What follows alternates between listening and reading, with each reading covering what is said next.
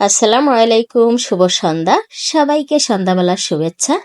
সন্ধ্যাবেলা আমার মেয়েকে রেডি করে দিয়েছি, আর শুধু মেয়েকেই নয়, আমরা সবাই রেডি হয়ে নিয়েছি। আমরা যাচ্ছি বাইরে একটু ঘুরতে। তা আমরা বের হয়ে পড়েছি আর রিক্সা নিয়ে রিক্সায় যাচ্ছি। রাতের বেলা সন্ধ্যাবেলা রিক্সায় ঘুরতে কিন্তু দারুণ লাগে। তো আমরা চলে এসেছি। আর আমার বরকে দেখে কিছু বুঝতে পারছেন? একদমই আনরোমান্টিক একটা মানুষ। আমি যে ভিডিওটা করতেছি দেখেন কি অবস্থা ভাবে তাকিয়ে আছে। যাই হোক, মানিয়ে চলতে হবে। আর এখন তো আসলে আমরা আসছি এই যে পাশেই, কারণ রাতের বেলা দূরে কোথাও যাওয়া সম্ভব না। তো একটু ঘোরাঘুরি করব, আড্ডা দেব, খাওয়া দাওয়া করব, অনেক প্ল্যান।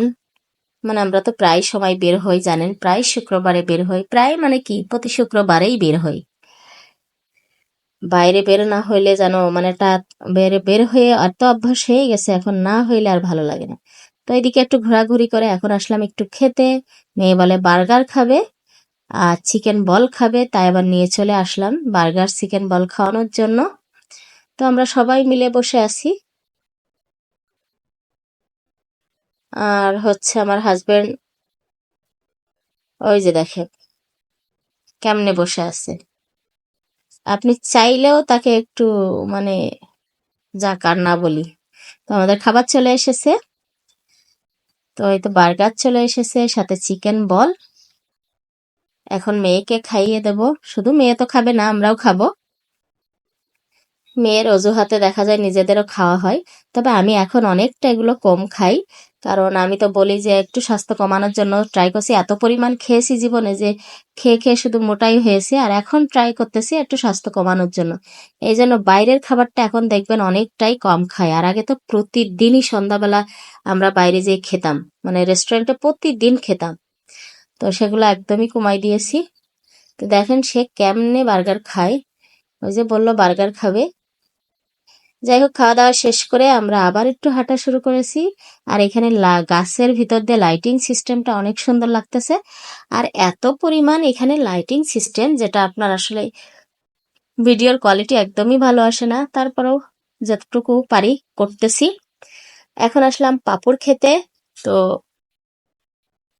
এই পাঁপড়টা খেতে ভালো লাগে, জানি এটা একদমই ভালো না, ডুবো তেলে ভাজা। তারপরও যা কিছু খাই সবই ডুবো তেলে ভাজা। বাইরের খাবার মুখরোচক করতে হলে এগুলোই বানাতে হয়। আর এরপরে নিয়ে নিলাম বাদাম। সেটা খেয়ে নিয়ে নিয়েছি বাদাম। এখন সবাই মিলে বাদাম খাবো। তার মধ্যে মেয়ে আবার বলতেছে আমি আইসক্রিম খাবো, ওর জন্য আবার আইসক্রিম নেওয়া হলো। তো এই তো আইসক্রিম আর এখন বাদাম নিয়ে আমরা এক সাইডে বসেছি। বললাম বসে একটু বাদাম খাই, ভালো লাগবে। আর মেয়ে আইসক্রিম খেয়ে নিক।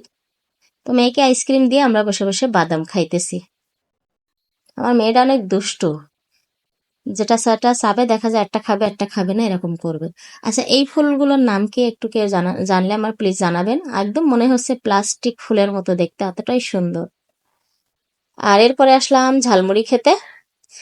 আপনারা জানেনই আমরা বাইরে বের হলে একটু প্রচুর খাওয়া দাওয়া করি। আর আজকে মামারে বললাম একদম ঝাল ঝাল করে ঝালমুড়ি দেবেন। তা দেখেন অনেকগুলো ঝাল উপরে। আর এই ঝালগুলো বেছে বেছে সব আমি খেয়েছি। আমার ঝাল অনেক পছন্দ, অনেক ভালো লাগে। তো বললাম যে একটু ঝাল ঝাল মুড়ি খেতে ভালো মানে মনে চাচ্ছে, বলছে চলো। ওখান থেকে মুড়ি খেয়ে নিয়ে আমার মেয়েও এত পরিমাণ ঝাল, তারপরও সে খাবে। আল্লাহর রহমতে সবকিছু খাওয়ার সে অভ্যাস করে ফেলেছে, কোনো অসুবিধা হয় না। এরপরে আসলাম একটু কোক নিয়ে নিলাম। কোকটা খেয়ে বাসার দিকে রওনা দেব। তো মানে আমরা আসলে বাইরে বের হলে একটা খেতেই থাকি, একটার পর একটা খেতেই থাকি। স্বাস্থ্য কিভাবে কমবে? তো এই ছিল আমাদের আজকের ভিডিও। কেমন লেগেছে সবাই কমেন্ট করে জানাবেন। ভালো থাকবেন, আল্লাহ হাফেজ।